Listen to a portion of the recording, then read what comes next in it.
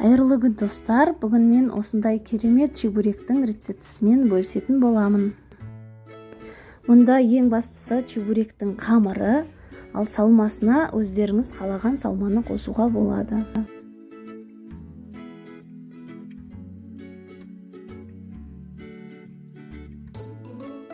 Қамырына ең алдымен ұнымызды дайындап аламыз. Содан кейін ып-ыстық қайнаған суға жарты шай қасық тұз, 2 ас қасық сұйық майды қосып, араластырып, қамыр илетін боламыз.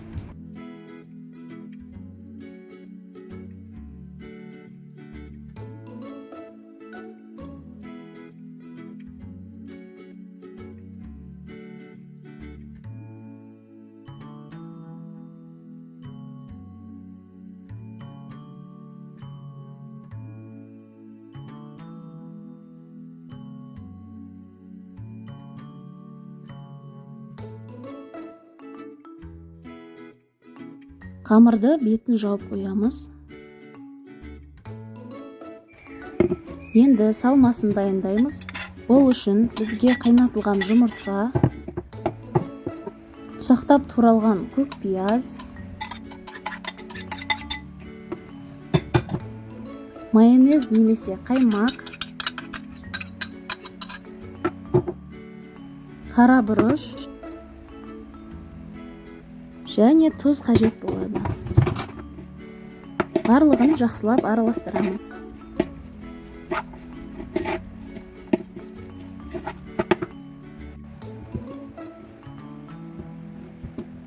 Дайын болған қамырды алып, бірдей етіп бірнеше бөліктерге бөлеміз.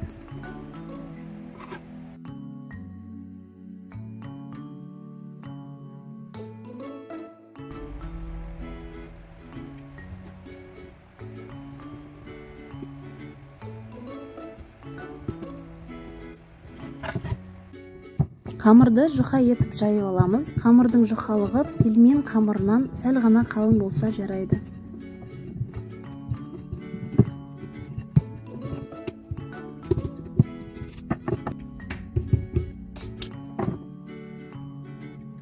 Салмамызды салып, бірінші осылай қолмен жабыстырып аламыз. Содан кейін шанышқының көмегімен осылай жасаймыз.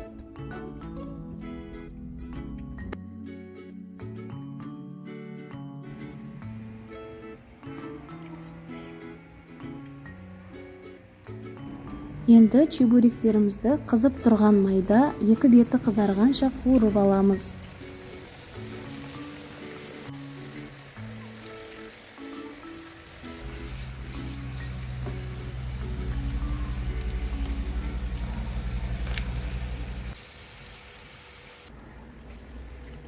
Екі беті қызарғаннан соң қағаз сүлгіге майын сорғытып аламыз.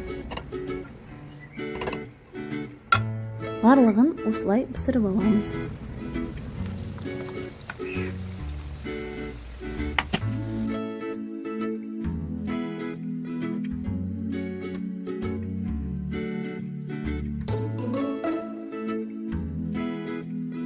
Міне, чебуректеріміз дайын.